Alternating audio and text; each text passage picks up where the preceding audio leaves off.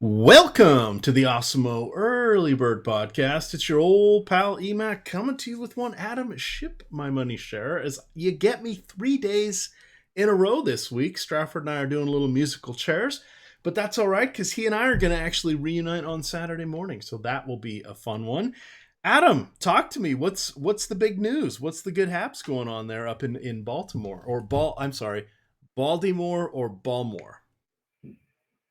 Baltimore. Oh, but that's not how the people say it up there, Adam. Yeah. I haven't moved there yet, so I haven't picked up on it. It's the weirdest accent, and my friends from up there would make fun of me when I first moved out here because I would very well enunciate Baltimore, and there's two ways to say it, and there's no T in either one. Yeah, I was gonna say I say it with a D. Yeah. So yes, there we go. Well, good. You'll be there. You'll be ensconced. You can check out the sites. Because it's only 25 miles away from where you grew up, so nothing crazy there. But in any event, we'll get into baseball here. We got all sorts of goodness. It's a getaway day. We got 3 early games. We got several late games, but we got a promotion we want to talk about here. Just listen to this. 1 full year of premium access to Osmo. Wow, yes, $699 value. Let me tell you how to get it. Well, there's going to be an NBA game 1 of the finals for the 2019 season. That is going to be on Thursday night.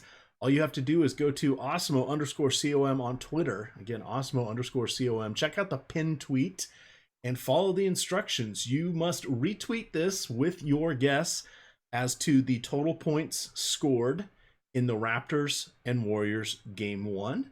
Closest to the pin or exactly on it wins. Timestamp, I'm sure, will be the tiebreaker. They may do some sort of drawing for that, but you must retweet, follow Osmo_COM as well as Osmo NBA, and you are in. Winner gets 1 full year of Osmo all access content. Adam, you're going to have your mom and sister play in this one because I know their subscriptions are about to run out. You didn't get them the full year for the holidays this season. Yeah, went cheap on them, so I'll have to get them in this. All right. Well, this will be like a little summer gift, so it'll be a good time. All right, let's hit the pitching here. I've kind of looked at the early slates, so we've got, let me see. Opening it up, we have a little bit of weather. It is in Philadelphia. We've got the St. Louis Cardinals and the Philadelphia Phillies finishing up their series. It's going to be about 80 degrees at first pitch. This is a 1 o'clock start. There's about a 30% chance of rain, so we should be okay. You've got Dakota, Hudson, and Jared Eickhoff going against each other. The interesting thing about this morning's 3-game slate, not a lot to really stack because the pitchers all have their strengths and they're basically going in matchups that play to their strengths. So Dakota Hudson is one guy I wanted to pick against, but his ground ball rate, Adam, is pretty much through the roof. In his last 4 starts, he has 65 ground ball outs, just a dozen fly ball outs. He's allowed 1 home run, 9 total runs over those 23 innings. And while he does not strike a lot of batters out, it's hard for our stacks to engage and get going if nobody's on base and they're not hitting the ball in the air. On the other side, you got Jared Eickhoff. He has been like the exact opposite of Dakota Hudson. He has some solid strikeout numbers, 25% over his last 200 batters combined, lefties and righties faced.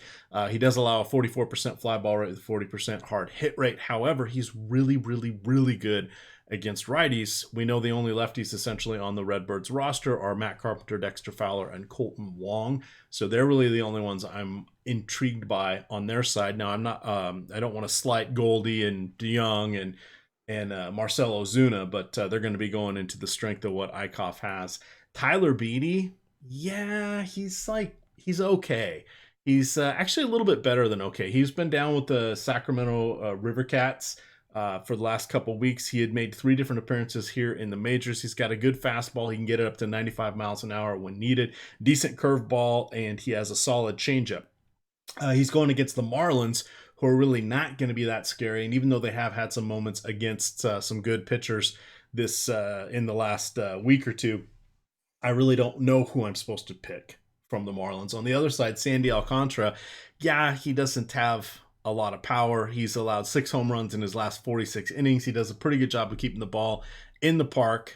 He's allowed 4 or more runs in 5 of his last 8 appearances. But who the hell are we going to pick from the Giants outside of Brandon Belt? That gets us up to Coors Field, which seems like a potential slam dunk until you realize Taylor Clarke, decent. Now he's got this will be his 4th appearance in the show, 3rd start. Adam, he's got just shy of a 3 ERA, a 1.1 WHIP. However, 15.1 innings and only 8 strikeouts. This is at Coors. That's not going to play very well. However, I didn't really know what to do with him, so I guess we're going with the masses. And then finish us off here. What do you like or not like with Kyle Freeland? Because the first four of the first 5 guys, I don't really want to stack against at this point. Yeah, I mean, I would be looking to load up on hitting from this game unless it's really, really, really popular, which, like, obviously it's going to have ownership, but normally you'll see people, they're aware that they don't want to roster really popular bats, so they'll go to other spots. This is, I think, pretty clearly just the spot. Like, Freeland hasn't been good this year, and there's a lot of right-handed power on the Diamondbacks here in Coors. I don't think Taylor Clarke's good at all, so I think that getting to Colorado makes a lot of sense. This is certainly not the game where I would be looking for pitching. Yeah. For sure on that one. But again, now we've defaulted into, well, there's our recommended stack. It's Coors Field. Sometimes it's chalk for a very good reason. And just wanted to point out some of these other guys, pitchers here, they're not horrible. And it's not, even though Phillies and Cardinals have a decently high implied run total at 4.9 apiece, it's really not the best spot. So you're going to have to be counting on the bullpen to give up some. And even then, which hitters do you want to take? So it just makes it a little harder, but it also makes it fun. So maybe lower dollars, maybe pick and choose just a little bit here and go for some leverage somewhere.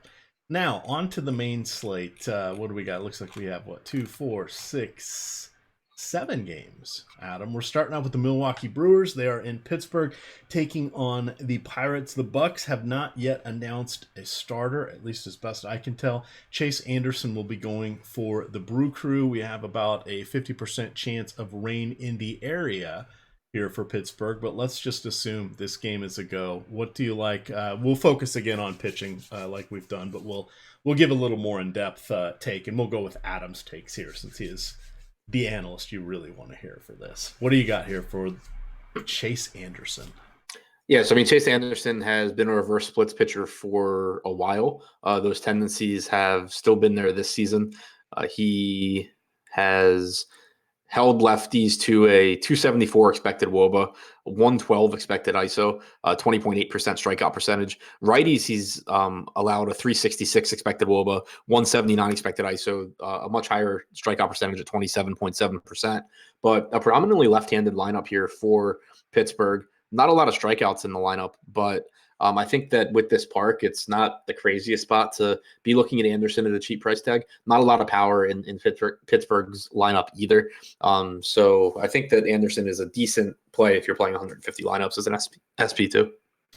All right. You haven't seen anything with who's going to be there for Pittsburgh yet, have you?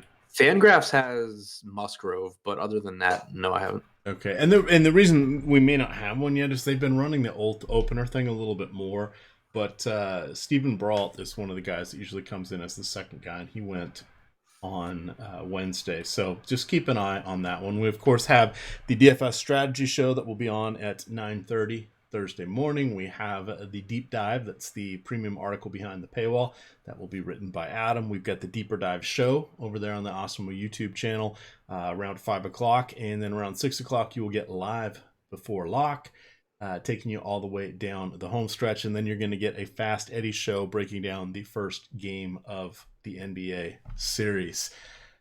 Let's see, what else do we want to say? Oh, Adam, we got to say a shout out to Yahoo, presenting sponsor here for the Early Bird podcast. They have posted another, let me double check because I've been signing up for these every night. Yes, indeed they do. They have another contest, no management fee. Now, their management fees are already the lowest in the industry at 12%, whereas most tournaments are now being raked at 16%, but you can get them in with no management fee. This is a $3 entry fee contest. There's $4,500 in the prize pool, so that means there's 1,500 entries. Nobody can have more than 10. There are no CSV uploads, so you definitely want to check this out. It's your best 10 against everybody else's best 10, and a lot of gamers don't even put 10 in these. So check it out. It will fill quickly. But by lunch, this one will be full. It's just 1,500, but they had a $9,000 one towards the end of last week. I suspect they'll do something similar as we get towards Friday of this week. But definitely check that out. If you have not yet signed up, use the promo code OSMO to get yourself $30 matched in your initial deposit. That's called the deposit bonus, gamers. You get that as Yahoo Sports rewards points, which are available for immediate use. Check out any of the Spotlight Hitters articles, Hitters and Stacks articles on the Osmo homepage. Contains the link and instructions on how to get that in the second paragraph. Adam, back to some baseball here. We've got the Bo Sox and the Yankees. Oh boy, feels like these teams never play each other. We've got a chance of rain here, cooler weather, but Chris Sale, J.A. Happ, couple of solid southpaws squaring off against each other. Talk to me about Chris Sale going against these Yankees who are not quite the Yankees, but they're getting much healthier than they have been in the last couple weeks. Yeah, getting a little bit healthier, still missing some strikeouts without Stanton or Judge in the lineup, but Sale doesn't really need much help in that department. Leads the slate with a 33% strikeout percentage so far this season. He, after getting off to his slow start, has turned things around. He's pitching really well as always. So I think that if you can find the money for Sale, then obviously he stands out as a top play. He's affordably priced. He's only $10,800 on DraftKings, which shouldn't be too difficult to get to on a 7-game slate. You can use, cheap SP2s to help you get there as well. So I obviously like Sale quite a bit. All right. Any interest at all in J.A. Happ and his rising fastball going against the Bo Sox? He's coming off of a good start. I'm going to have to dig into him more to see if I can find, if I think that that's something that's going to continue, or if I think it was just, a good matchup. The matchup here against Boston obviously is really bad. The price tag on Happ at 7,400 on DraftKings and $34 on Yahoo is pretty appealing. I mean, if he can just strike out an average percentage of hitters and keep the ball in the park, then it's a reasonable price tag. But I think that it is just a really scary matchup. Not a lot of strikeouts in the Boston lineup. I'll probably end up looking for cheaper SP2s. All right, just giving a little context here on DK. You've got Sale as the second most spendy pitcher. He has 10,800. We'll talk about Charlie Morton. He is at 10,000 even. We'll get the Hyun-Jin Ryu. He's at 12,200. So those are some of the luminaries there. On Yahoo, we have Sale checking in at the top of the list at 61. You've got Ryu at 56, Carlos Carrasco at 50, and then you've got a mix of some guys we're going to talk about here coming up in Mike Minor, Charlie Morton, Jose Barrios, UC Kikuchi, etc. J.A. Happ at 34. That gets a little interesting on Yahoo as your second pitcher, because we know that we'll find enough $7, $8, or $9 hitters that will help us out with getting some of those guys into our rosters. The next game, Adam, we are going here to Minnesota at Tampa Bay. Now, I'm seeing on some of the sites Charlie Morton, some of the sites nobody announced, but I do see that Martine Perez is he'd been pushed back. They pushed back the whole starting rotation by a day here for the Twins. Oh, I'm blanking on who they called up yesterday, but Devin Smeltzer. Yes, yeah. Smeltzer. He did all right, I guess. We weren't obviously going to him, but it gave everybody a bit of a breather here. Talk to me about Martine Perez. Price tag's still up there, $9K on DK, and then let's see, where is he? Martine Perez. I can't spell his name right. On Yahoo, he is. Third time I'm going to try to spell his name right. Martine. He is 44. Interesting. What would you like to do with these guys? I don't really have a whole lot of interest in either pitcher. It's a high strikeout matchup for Perez, but I think that I think he's a lot better than he was last year, but I still don't think he's like a top tier pitcher or anything, or somebody that I want to be paying up for. He seems like a pretty average pitcher, 22.9% strikeout percentage, 4.36 xFIP. He is still walking. He's walked over 10% of hitters this year. It's just I think it's a guy that on some slates he's better than others, and this is one where I don't really think that he's that necessary. And then on the other side, Morton has been good at getting strikeouts this year, but he's not very good at getting deep into games. He does walk a lot of hitters, and he's facing a Minnesota team that is one of the better offensive teams in baseball this year. So I think that it's just a really scary spot for him. And again, we're not short on pitching on this slate, so I don't really see myself getting to either pitcher.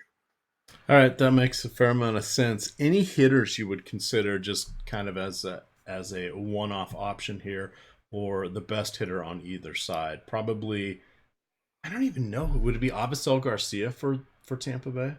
It would probably be Tommy Pham or Garcia. Okay, Fam, I can see But that one. really, I'm not too excited at all about this game because I do respect both pitchers. Perez has done a good job of limiting power. He's allowed a 142 ISO to righties, a .025 ISO to lefties. It's a park that downplays power. And then on the other side, Morton doesn't give up a lot of power either. He'll just walk some guys.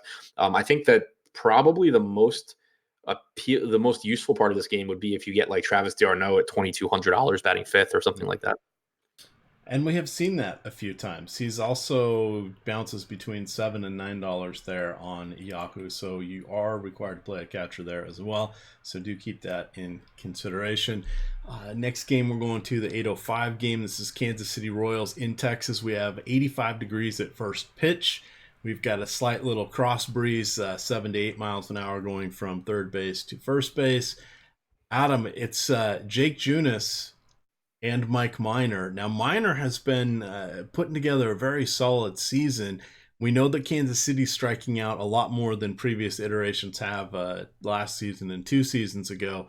But 10,300 for Mike Minor does seem like a lofty price point. Do you want to go there? Do you trust his strikeout upside? It's really difficult for me to get to Minor at 10.3 when Sale's 10,800 and when Carrasco's 9,500. I do think that Minor's really good, but I think that sites have been pretty quick to bump up his price tag, and it just makes it really tough for me to get to on a slate where there's a couple of guys in good matchups that or in Sale's case that's just really good. In Carrasco's case, in a nice matchup with Chicago, it makes it really tough for me to get to Minor. All right, just before we get too far away here, I want to see, because now I'm seeing Jose Barrios. I think it's going to be Perez. I think some of the sites didn't update their automatic feed with everybody getting pushed back today. So sorry that I mentioned Jose Barrios beforehand. On the other side here, Jake Junus. Talk about what hitter profile you want to take against him here in Arlington. Anyone with a bat. But I mean, in all seriousness, he's $5,800 on DraftKings, so I would be really surprised if I don't have a pretty fair amount of Junus because he's cheap, and I roster cheap pitching pretty much every slate as my SP2 in tournaments. So, and Texas has a lot of power, but they also do strike out a lot. So at that price tag, I'll be getting some Junus. But on the other side, he's allowed a 212 ISO to lefties, 177 ISO to righties, but his expected ISO allowed to righties is 223, 176 to lefties. Not getting a lot of strikeouts this year. It's a really high upside spot for Texas as well. All right, and for those of you having fun at home, we are getting information from the guy who rolled out some Ryan Carpenter in mass on Wednesday night. Now I got to give you a little hat tip. Now that his game is over, Adam, 5 innings, 2 earned runs, 3 strikeouts, 2 walks, 1 home run allowed. That's about as perfect an outing as you would have expected from him. So well done there. Yeah, thanks. It was not really intentional, but hey, you got to take the victory laps wherever they show up. I mean, I don't mean like I made a mistake in my lineups, but I definitely didn't go into it ever expecting the roster Ryan Carpenter. Yeah. What did he get on DK? Like 8.5. Okay. So that's not exactly cartwheels, and we've seen that from some of the openers. They get between 5 and 8 if they get a bunch of strikeouts and don't give up any hits, and they're four outs or whatever. But baseball's changed dramatically over the last 2 seasons with just some of these absolute gas can type guys that come in, but they end up being priced lower than the guys who are either openers or designated probable long relievers, or the bulk innings guy. The teams call it different stuff, but it's been very interesting this season. Something I was not expecting to transpire by any stretch of the imagination. Back to our games. Let me get to my schedule here. Let's see. Carlos Carrasco going against Manny Banuelos. An intriguing matchup here for Carrasco. He is 9,500 there on DraftKings. He is going against the squad, or pardon me, the Chi Sox have a 3.9 implied run total. We do know that they have some strikeouts. They do have some dangerous hitters, but that it does come with some strikeout upside there.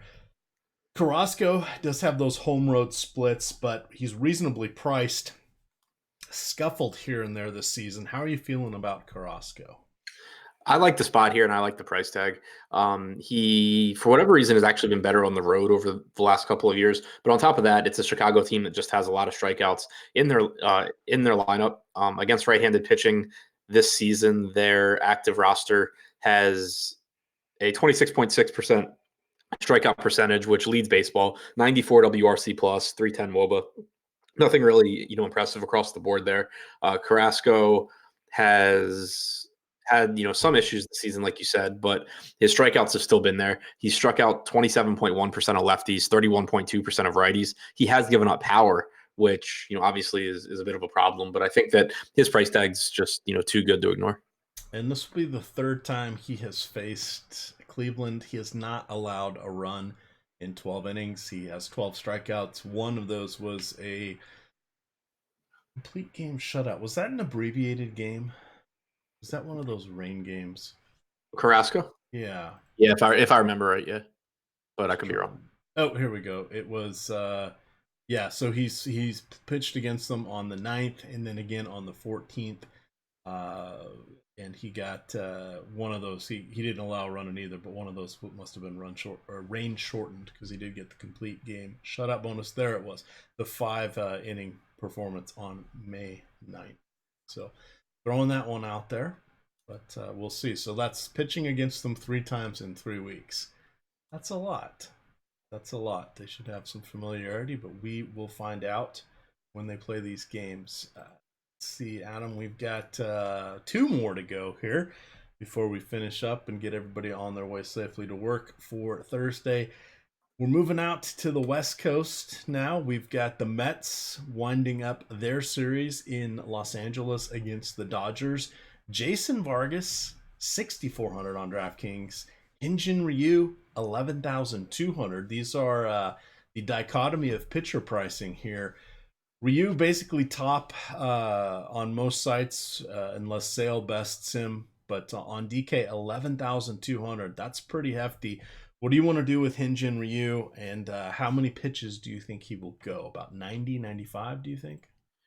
He's been allowed to go pretty deep in the games. With 93 and 88 his last 2 starts, 116 before that, 93, 107, 105. I would expect somewhere, 95 to 100 from him. Okay. It's a really good matchup against the Mets. It is really tough on DraftKings to be paying more money for Hyun-Jin Ryu than for Chris Sale, unless you're getting a pretty nice ownership discount. On FanDuel, he's 11K, which again is really, really difficult to get to. On Yahoo, he is $56. So like all these sites have caught up to him pitching really, really well this season. And I think it's just a little higher than I would like. You're talking about a guy with a 25.6% strikeout percentage compared to Chris Sale at 33.7%. Yes, the matchup's a little bit better, but Sale's just the better pitcher, and it's not like he has a terrible matchup either. So really difficult for me to get all the way up to Ryu. All right. On the other side, looking for salary savings, is it going to be Mats against the teeth of the Dodgers lineup with all of their excellent right-handed batters? It's Vargas. What did I say, Mats? I'm sorry. Yeah. I'm sorry. I got. When you get old, Adam, you start to forget things. Don't ever get old. Yeah. Relive days when you're doing this touting, because I'm going to talk about this slate and write about it 3 times. You do the same for damn near every slate out there. They start to blend together after a while. Oh yeah, no question. Vargas has obviously a brutal matchup here. I'm not really looking to get there. I mean, again, I roster cheap pitching as my SP2 very often, and there's not really any talent requirements for me. But it is a brutal matchup here against the Dodgers. It's not like he's elite against lefties either. He's allowed a 260 expected ISO this year. Since the start of last season, a 176 expected ISO. Not a lot of strikeouts for him or in the Dodgers lineup. I don't anticipate getting there. I think that while they're all in tough spots, I'm more likely to roll the dice on any of Junus, Joe Musgrove at 6K on DraftKings, or even Manny Banuelos at 5,600 against the Indians. All right. Goodness gracious. Let's finish this out before I forget what my name is. We've got the Angels. We've got the Mariners. You've got Kikuchi. Do you have a listed starter here for the Angels? No, courtesy of the Major League Baseball starting lineups page, they have TBD. Does Fangraphs have anything? DraftKings has Skaggs. Did they put an opener in front of Skaggs the last time he went? No. Okay, so I think it might be him, but they've been bringing. Speaking of forgetting names, not Pena. There was Bedrosian. Cam Bedrosian, but I think he pitched on Wednesday night, so we'll have to see. I bet it probably will be Skaggs. Fangraphs also has Skaggs. Okay, that makes a little bit more sense. But they've been kind of waiting and saying in the afternoon, oh, it's going to be this guy in front of the starters. So just keep an eye on that. But I do suspect it is Skaggs, and it does look like it is his turn coming up here. He's going against the Mariners. Mariners have some solid hitters from both sides of the plate here. Their righties are particularly good. I like Haniger a lot. If it is indeed going to be Skaggs, he's probably my favorite. Edwin Encarnacion, solid option in righty lefty matchups, and then Domingo Santana. He's a guy that I think already this season, Adam, he has two home run games, and at one point this season he had early on he had 27 hits and 25 RBI. He's just been having an amazing year. But those would be the guys I would look to. I'm not that interested in Skaggs, but how are you feeling about him? Mildly interested in Skaggs because I think that the mid-range on this slate's pretty thin as far as, guys that we're really interested in rostering. The pitching at the top is good, but then it dies off pretty quickly. Skaggs has a 23.3% strikeout percentage. The ballpark is good enough, and the Mariners actually have an elevated strikeout percentage against left-handed pitching. Their active roster since the start of last year has a 25.8% strikeout percentage, second highest in baseball behind the Orioles. There are some dangerous bats in the lineup, like you said, with Haniger and Encarnacion and Santana. But I think that Skaggs is a good enough pitcher where he could have some success here. He's not. I wouldn't say he's a priority for me. I think that I'll end up going stars and scrubs at pitcher more than mid-range. But he is the mid-range guy that stands out the most. All right, that's going to wrap her up there for us. So your reminder, if you want to get one free year of Osmo Premium content, go to the pinned tweet over there at Osmo_COM. It's a giveaway. It's a little bit of a contest here. You got to guess the closest number of total points in the Warriors-Raptors score in Game 1. That's a $700 value. If you also go to my page, that is at EMACDFS, go to my pinned tweet. We're giving away 1 month of premium Osmo content if you win the Fred Van Vliet fan club. Go to my tweet, click on the link that'll take you there to join the DraftKings League. That is where you can get access to these contests, which we're only posting in that DraftKings League.